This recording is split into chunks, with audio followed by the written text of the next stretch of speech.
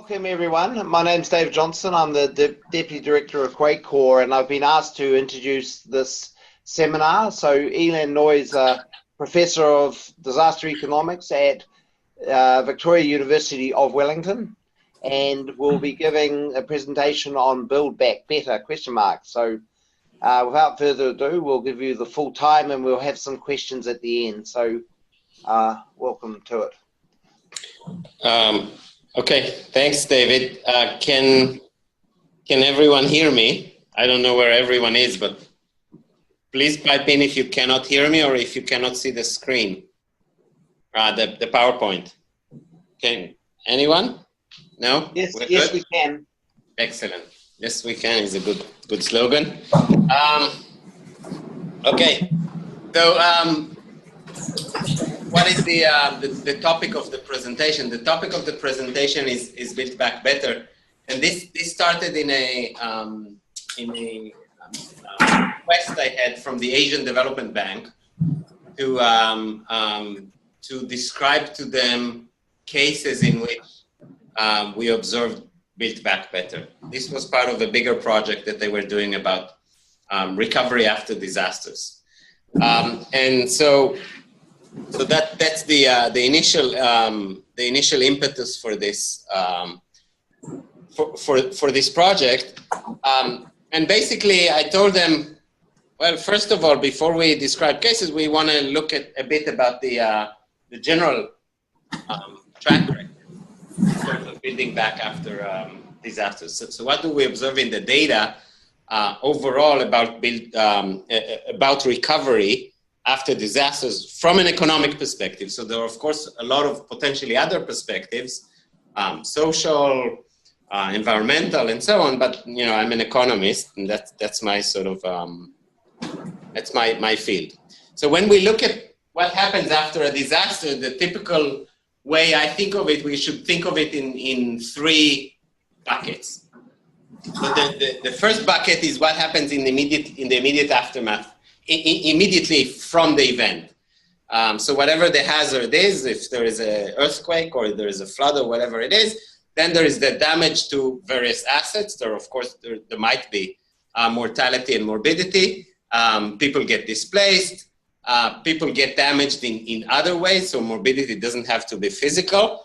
And there is damage to assets. So this could be damage to buildings, could be to homes, it could be to roads, it could be to schools, it could be to hospitals, and so on. Okay, that's the immediate bucket.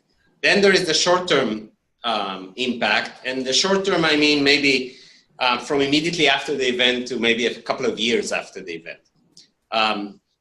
That is what happens to the economy after the event because of the immediate damage to assets. So, for example, if transportation links are severed, then potentially some economic activity cannot happen. People cannot get to work. Exported goods cannot be exported and get spoiled, and various things. Facilities for manufacturing get damaged, and therefore manufacturing cannot happen. People potentially lose their jobs. There might be second order or third order effects because a certain facility is shut down, then the restaurant that serves that facility is shut down as well, and so on and so forth. That's the second bucket. And then there is sort of the long term. What happens in the long term to the region or the area that is affected by the disaster that is directly attributable to the disaster. Now in QuakeCoRE, and I think generally in the engineering space on seismic risk, we almost exclusively focus on the immediate impact. So we're trying to reduce the immediate impact, we're trying to reduce the damage, we're trying to reduce the mortality, morbidity, and so on. And of course, by law, we need to reduce the mortality and morbidity. But that second part, what happens in the short term and especially in the long term, sort of doesn't get as much attention as potentially it should. Now, if we think about what happens in the long term, and this is the focus on this talk, this last bucket, the long term, there might be potentially four scenarios that you can describe. The lowest one is when there is no recovery. So the region or the affected area never recovers economically, and just it always remains in a depressed state, potentially for a very long time. And that's the worst case scenario. Then there is the potential for yes, a decline in economic activity after the event, but it is temporary, and eventually the region goes back to where it to trend, to where it would have been without the event. That's the recovery to trend scenario. Then there is the build back better scenario, where yes, there is some decline in economic activity in the immediate aftermath of the disaster, but eventually we end up with a society and economy that's in some ways it is better than before the event. So that's the build back better scenario, and that's the focus here. There is even a more positive spin on this. This is what this diagram labels the creative destruction scenario, but I think a better name would be pie in the sky scenario, or pigs could fly. So that's not really a realistic scenario, and I don't think we need to seriously consider it. The common view among economists, and here I'm using a quote from John Stuart Mill, is that what we observe is, to exactly quote him, the great rapidity with which countries recover. So a complete back to trend recovery. Okay, and actually it started in economics. It started before John Stuart Mill. It started with Adam Smith. So Adam Smith has a section in The Wealth of Nations where he talks about exactly this point. And he uses an example from floods in Switzerland. That's I think Switzerland was the most exotic place he knew about. So that's the example he gives there. And that has generally been the view among economists. And my interest in the topic started when I was asked to give a talk in 2012 in Japan about disasters. I wasn't doing work on long-term recovery at the time, but I mentioned the fact that the evidence seemed to suggest that economies recover completely over time from these events. And specifically, I quoted a Chicago Nobel Prize winning economist, Gary Becker, who said that Kobe, the city of Kobe, fully recovered after the 1995 earthquake. And the guy who invited me to give that lecture in Japan in 2012, a friend of mine, came to me after the lecture and said, you know what, my parents are from Kobe, and they say that the economy never recovered in Kobe. So this is 2012. This is already almost, 17 years after the earthquake.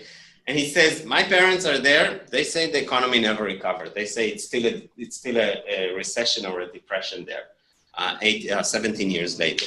So we sort of decided that this is a worthy thing to look at, and that's when I started looking at this. I will go back to the Kobe story in a minute, but before that, the sort of the cross-country analysis of what happens after a disaster, of which there were quite a few papers, I guess since around that time. So the economic profession started paying attention to this topic somewhere around the last 6-7 years, or 8 years or whatever it is. There has been a bunch of research projects that have looked at that, and these are the cross-country research projects. And what they find is basically the evidence seems to suggest, if there is any consistent pattern, is that there is no recovery. That the regions that are affected by disasters do not fully recover. Or alternative, some other projects do find a recovery, except for the very extreme cases. But that recovery maybe takes about 10 years, but eventually economies recover. There's very little evidence for a build back better scenario in the cross-country comparison kind of analysis. There is one paper that looks at that, but they're very specific. They only look at floods. They only look at mild floods and in rich countries. So mild floods in rich countries may involve a Build Back Better recovery, but that's the only example I can come up with as a general view.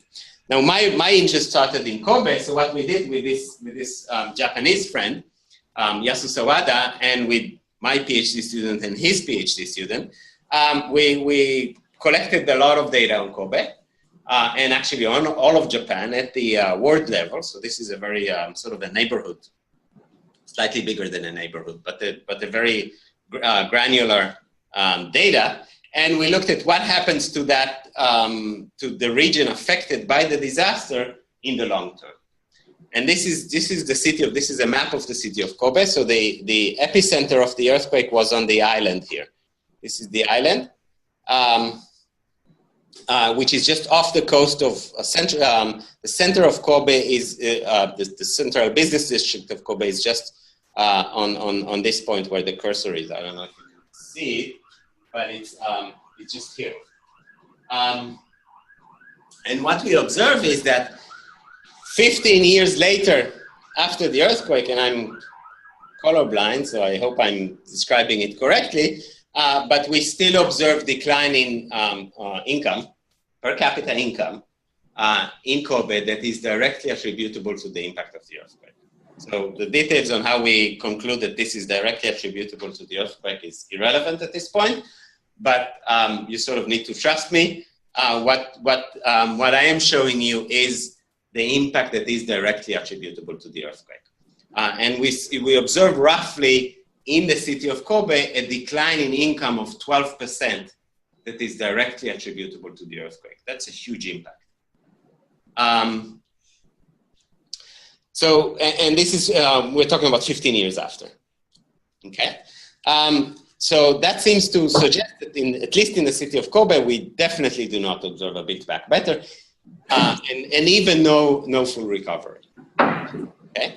So if that's the case in Kobe, is Build Back, and this is a very well-resourced country. Japan is a country where they put massive amounts of resources into the recovery in Kobe. So the amount of money that the central government gave to the region was humongous. This was by far the most sort of destructive and traumatic event for them since the end of the Second World War. So they massively invested in the recovery, and even then we don't find. So the question is it at all possible? And I have a different project that looked at Sri Lanka after the tsunami in 2004. So this is the Boxing Day tsunami, which affected, of course, mostly affected Aceh in Indonesia and affected Sri Lanka. So very high mortality in Sri Lanka and a lot of destruction. So what we looked at is income at the household level, income per capita in Sri Lanka. We have a big data set, so 80,000 households, and we look at what happened to those households that were affected by the tsunami. Again, you need to trust me that I got the statistics right, but basically we do observe that in this case, in Sri Lanka, households that were affected by the tsunami, households that lived in the regions affected by the tsunami saw an increase in their income over time, okay?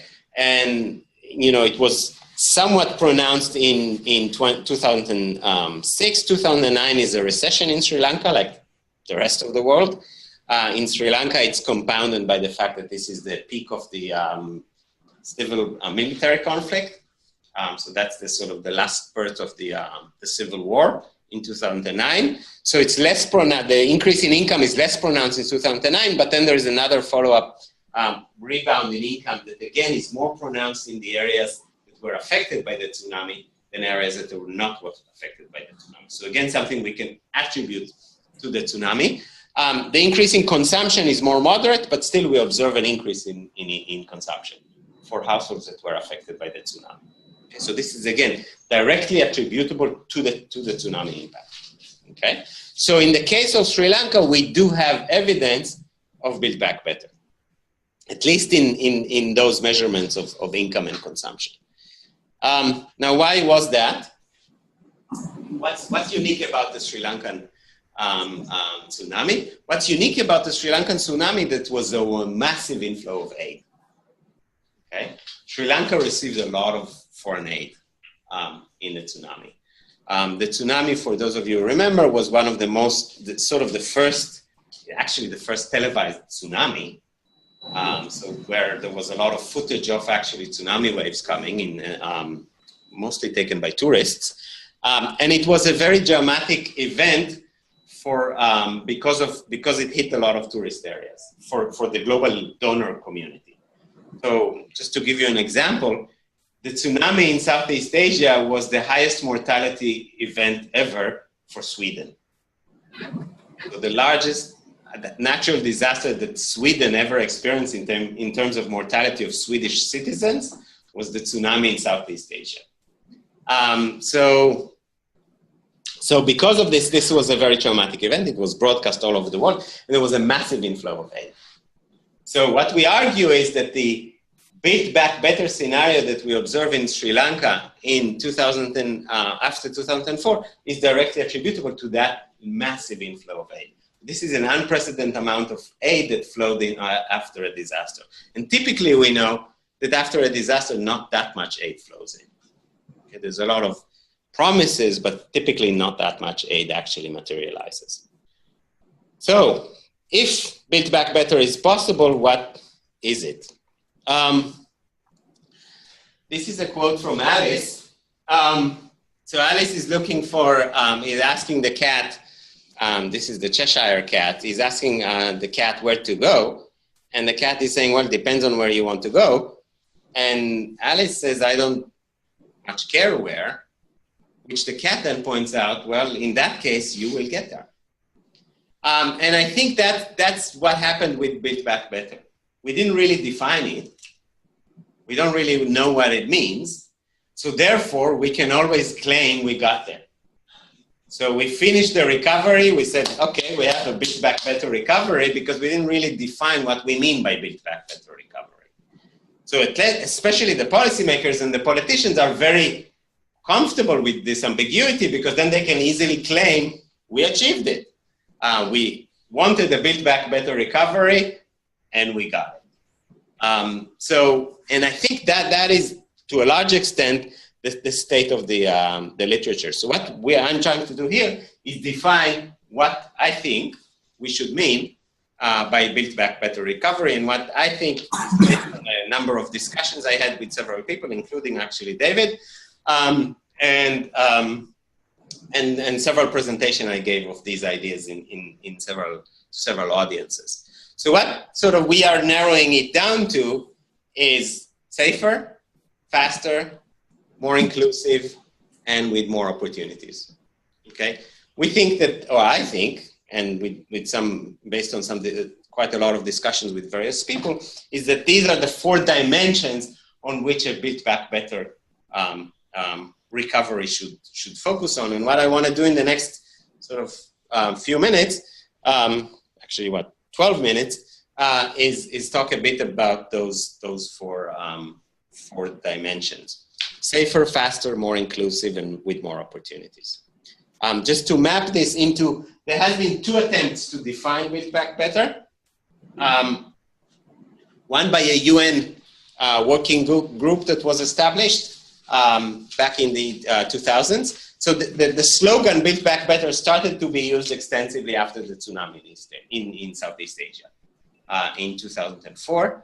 And was used even more intensively after the Haitian earthquake in 2010. Because at the time it was thought that it would be so easy to build back better in Haiti, because Haiti was such a mess before the earthquake that, we should easily accomplish a build back better in a country where nothing worked before the earthquake. I think even there we failed, but that's a different talk. So what I'm trying to do here, and I know nobody can see this, but that's fine, that's intentional, mapping those 4 buckets that we have identified, safety, speed, inclusiveness, and opportunity, with whatever the UN working group defined back in the mid-2000s, and the Clinton initiative did as well. So Bill Clinton, the Clinton Foundation have a sort of a white paper that also tries to outline 10 principles that will guide Build Back Better. A lot of them, I think, are pretty vague. So that's why I think that's why I think we could do better than whatever is in the documents of the UN Working Group and the Clinton propositions. And I think those 4 dimensions are what we want to go with. So what do we mean by those 4 dimensions? So Build Back Safer. We know from the disaster risk management literature that the risk is basically a component of hazard, exposure, and vulnerability. So if we want to build back safer, we want to minimize the direct damages from an event, from an earthquake. All we need to do is reduce exposure and vulnerability. Can't affect the hazard, so we can reduce exposure and vulnerability. And if we reduce exposure and vulnerability, we have less risk. Okay, in less future risk. So that seems pretty obvious.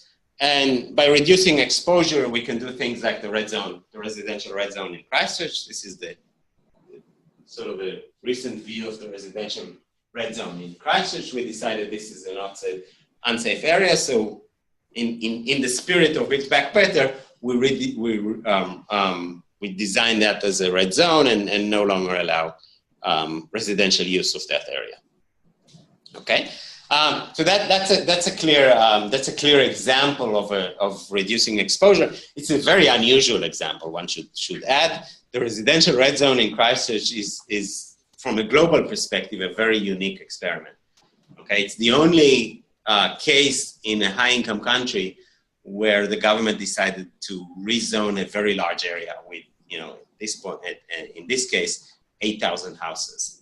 So most other managed retreats of that sort are much more small, and we've tried a few small ones on the coast as well, like in Matata. If you look at in Europe or in the US or in other rich countries, if they have done these kind of programs, they involve 50 houses or 100 houses. Few communities in Alaska, a few communities in other places that are very, very small, in the Gulf Coast in the US, very small. This one is much bigger. So that's an example of reducing exposure. Another example is reduce vulnerability.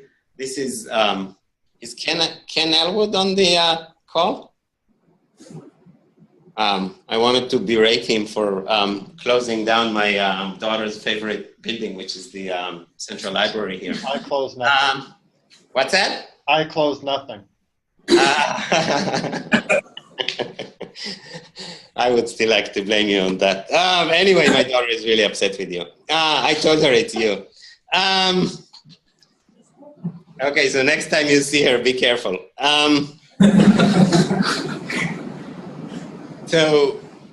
So we know how to reduce vulnerability. We know, at least in the case of seismic risk, we make the buildings more safe, and of course we've seen that after Christchurch, where we've changed the building requirements in Christchurch with the goal of build back safer. Okay, build back safer is not always that easy. Some things are fairly easy to do. Other things like changing exposure by this kind of red zoning is much more difficult. Here it's an example from Concepcion. So this is a picture of Concepcion in Chile, where there is a community here that was devastated by the tsunami that came in 2010. This is the 27th of February 2010 earthquake. The tsunami came from the bay here. This community was heavily damaged. And what the government did, and you can't really see it, but the community is surrounded by from three sides by water. Okay, so evacuating this in the case of a tsunami alert is a mess. It's very, very difficult. Okay, So the logical thing to do, of course, would not be to resettle this area. But what the government did, decided, because it was the easiest thing to do, is actually rebuild at exactly the same place. So this is the rebuilt community. This is a picture taken in 2015. So, you know, within 5 years, they've completely rebuilt the whole community in exactly the same exposed place as it was before. Okay, and why is that? Because politically it was much more feasible to do, even though I think, I don't think anyone is unaware of this in Chile. They are well aware that this is not a place where you should have a community in a bay which has periodic tsunamis. So the tsunami in 2010 was not an unusual tsunami. You have tsunamis that you have a long history of tsunamis coming into that bay. You know, everybody's well aware of the risk, but the political expediency was such that they had to that they chose to rebuild it. Okay. Okay. One thing to note about, if you want to switching now from building safe to building fast, is that the primary need to build fast is money. If you want to build faster, if you want to build back faster, you need funding. Now, in the case of New Zealand, in the case of Christchurch, the way we got most of the funding is from insurance.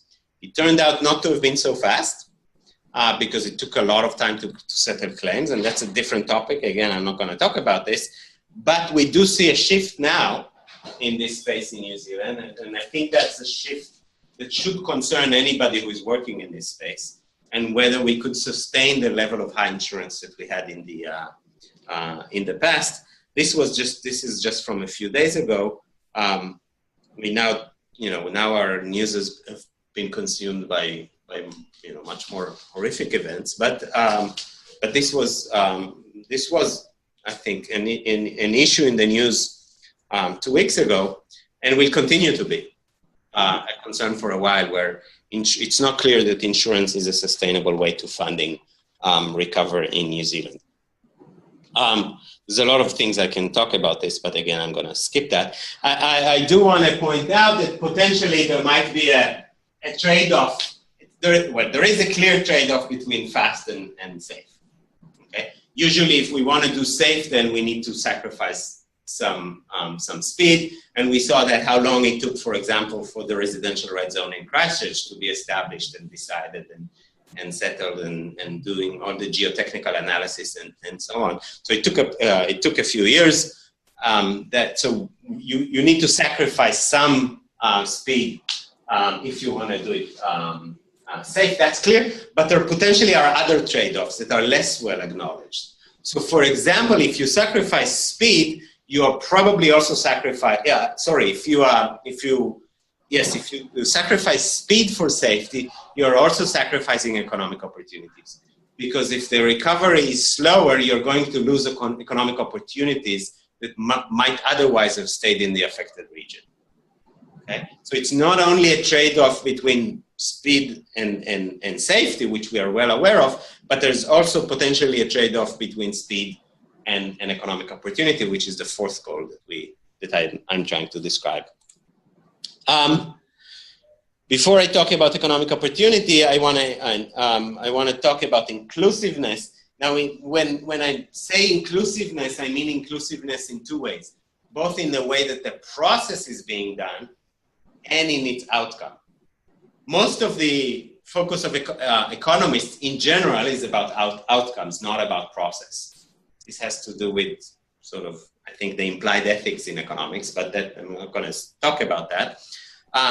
And there is quite a lot of evidence that recovery, generally speaking, prefers the wealthy to the poor.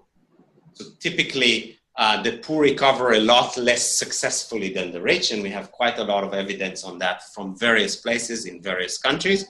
So I think part of the problem here is that, again, that's why I think there needs to be a focus. One of those four pillars of Build Back Better needs to be inclusiveness in outcomes. I know less about inclusiveness in process, and I'm not going to speak about that, although there are some issues there as well between trade-offs in terms of safety and speed and an inclusive process, because an inclusive process is time-consuming. So there is an issue there. But because I'm an economist, most of my work has been on sort of the fact that the recovery is typically biased. And I'm just going to give you an example from Christchurch. So this is EQC payouts to homes divided by income decile. And what you see is that homes with higher income got more money out of the EQC. Okay? Everybody pays the same to the EQC. So every single home in New Zealand pay exactly the same amount to the EQC every year. But the rich got more out of the EQC. I'm not going to get into the reason why that is the case, but that is clearly the case. Okay? So even in a fairly egalitarian country, in a system which is supposed to be egalitarian because everybody got paid the same and got exactly the same coverage, so the first $100,000 of damages and the first $20,000 of content damage, we still observe that the rich got more, okay? Significantly more. So there is a problem with inclusiveness even in New Zealand. So if you think that there is a problem in New Zealand, then imagine, countries that are more unequal and have less open and transparent processes. In terms of the Build Back Better opportunities, I don't want to narrowly mean economic opportunities, incomes and consumption, but I think we need to think about it sort of in broader terms, because ultimately our goal is not income, it's not GDP, it is well-being. And well-being, as the Treasury now likes to say, is not just a function of income, it is a function of, the environmental capital and the human capital and the social capital and culture and so on. Okay, so when we're thinking about opportunity, I'm not, even though I'm an economist, I don't want to call it, just to focus on specifically, strictly defined economic opportunities in terms of employment and income, but need to think broader than that. I think I was told half an hour, so I'm 1 minute over. And questions? Questions from the Zoom or question from the room here? People can just ask out. I can't moderate it from afar. So we have one question here, yes? Yeah, Chris Peace. I do a lot of my work in the commercial area in business continuity planning with individual organizations. I'm just wondering whether there is any research evidence around the effect of a regional disaster on those that are prepared. They have a business continuity plan. Do they survive better, or do they go down and then rebound perhaps as the region rebounds, if indeed the region does rebound? Has anybody looked at that? So I have colleagues in Canterbury, resilient organizations, Erica Seville and John Vargo, who have looked at business continuity plans and the role of business continuity plans in recovery in the Christchurch context. They can answer to that specific questions. The only thing I've looked at is insurance and the role of insurance in business recovery after an event. This is not business continuity plan, that's something else, but it's part of a business continuity plan. Yes. And what we observe in Christchurch is businesses that had insurance and were paid promptly recovered the best. Business that had that had insurance and were not paid promptly recovered the worst, worse than businesses that had no insurance. Okay? And probably the story there, this is just a statistical analysis of the data that we have, that the story probably is that if you have insurance and you're not paid, you're waiting for the insurance to get resolved rather than just getting on with it. So that explains why your recovery is less successful. So that's about the role of funding. So it's not only about having funding for recovery, which I already mentioned, but having some certainty about the funding for recovery is also very important. So I think, for example, in the international context, the international organizations used to just, if there was a disaster, they used to just step in and start providing money to the country that is affected. This is the context of low-income countries, right? They now understand that part of the problem in the way that they were doing that is that there was no certainty how much money that country will receive if they are hit by an event. So now they have these, what they call contingency arrangements, where they already sign an agreement with the country. You will get an X amount of dollars as a loan or a grant, depending on the country and the circumstances, if you get an event, if you experience a certain event. So if you get a big flood, like we had last week in Mozambique and Malawi and Mozambique, Malawi, and Zimbabwe, then, you know, X amount of money will be provided to you quickly, and you already know when it will be provided and how much the day this event happens. Okay, so the certainty is also very, very important. And we saw that in Tonga last year, where the Asian Development Bank had a pre-agreement with Tonga, and they received, I think, $6 million within 48 hours or something like that after the event, because this was already agreed for before. So all the ADB had to do is push a button, and the money was there, right? Yeah. Any questions from the Zoom? I'll ask one, Ilan. It's John here. Can you hear me? Yes. Just when you talked about the first of the pillars of Build Back Better, Safer, I wondered, you gave the examples of red zone, and I wondered if we needed to think differently about the concept of safety, because the red zone, it strikes me, actually much of the red zone wasn't about safety, because it's probably economic, because very few people died in the residential red zone, or were injured in the residential red zone. I mean, the buildings were unusable, but they didn't actually hurt people. So I wondered if that was worth unpacking. That's my thought. Okay. Yeah, I agree. It's only the Port Hills area that was directly about safety, and the sort of the flat area around the Avon River, where actually the vast majority of red zone properties are, is not directly about safety, more about financial exposure, maybe. Yeah. Of insurers. Yeah, I accept that criticism in a sense. Maybe it's a poorly thought example, but at least the Port Hills, it's clearly about safety. Yeah. And the retreat there, the red zoning there, was clearly about reducing a built back safer city. Yeah. I agree that, you know, I don't want the interpretation of what I mean by safe to go beyond safety for people. Okay. So no, I don't want to mean safety for assets. So if that is implied by using the example of the red zone more broadly, then it's the wrong example. Okay. Because I don't think it should be safety for assets that we are building. It should be safety for people. The safety for assets comes sort of in the back door through the economic opportunity. Okay. Yeah. Yes.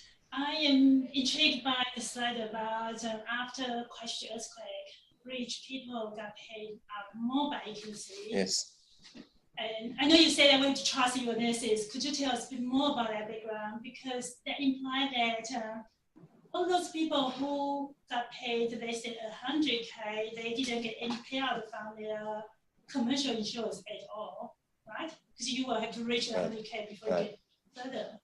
So what does that mean? Does that mean more poor people or not rich people, they have smaller houses, therefore less damage, or what? Yeah, so there might be several reasons for this which we cannot fully unpack.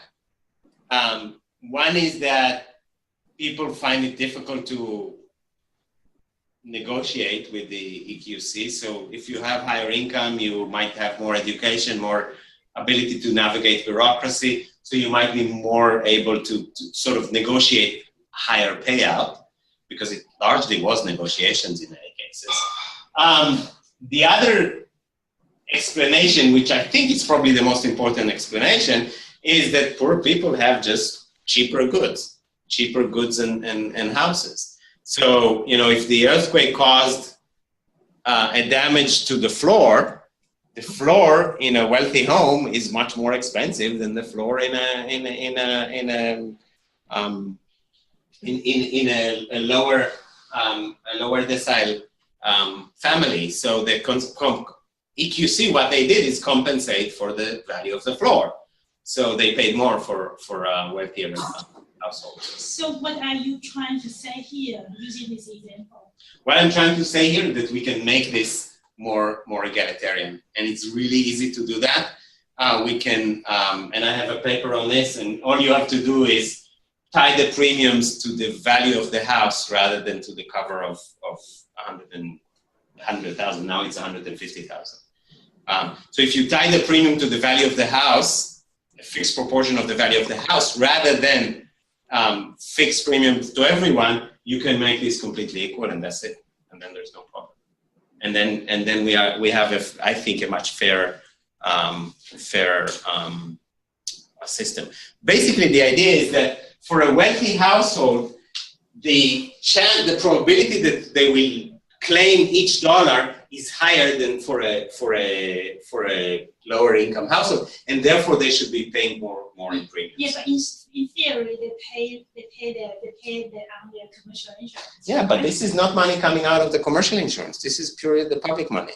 This is public money. It's a public system. Ignore what's going on with the money. This came from the insurance. They pay for their commercial insurance, but commercial insurance that part. It's not pure public money. But no. The money is charged through the private insurer, but everybody pays exactly the same to the EQC through the private insurer. Everybody pays exactly the same amount. Okay, so you're paying 0.02 times 150,000. So you're paying $300 a year. Now this is the new change. Before that, you were paying, different amount. But now you're paying $300 a year, and every single household in New Zealand is paying exactly the same, $300 a year for the EQC coverage. Ilan, yes. Ben, I had a quick question for you. Great talk. Just wondering whether we need to ask the question of build back better for what? In other words, I think largely we talk about build back better for a future event, or perhaps I'm misinterpreting that. But sometimes I wonder whether, and particularly when we talk about safer, right? We're thinking about a future event, perhaps. Sure. But sometimes I think the decisions impact sort of everyday life. Yeah.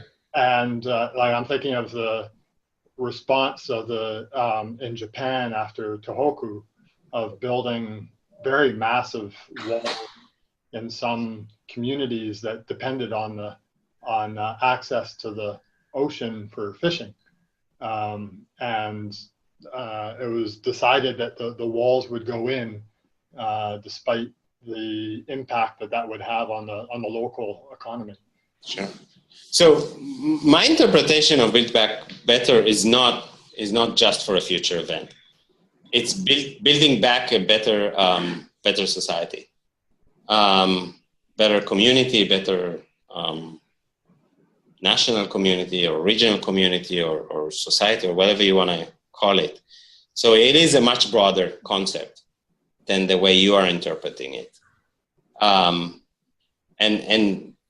I don't know, maybe in the engineering community, it's the narrower interpretation that seems the more obvious. For me, the broader interpretation is what I'm thinking of.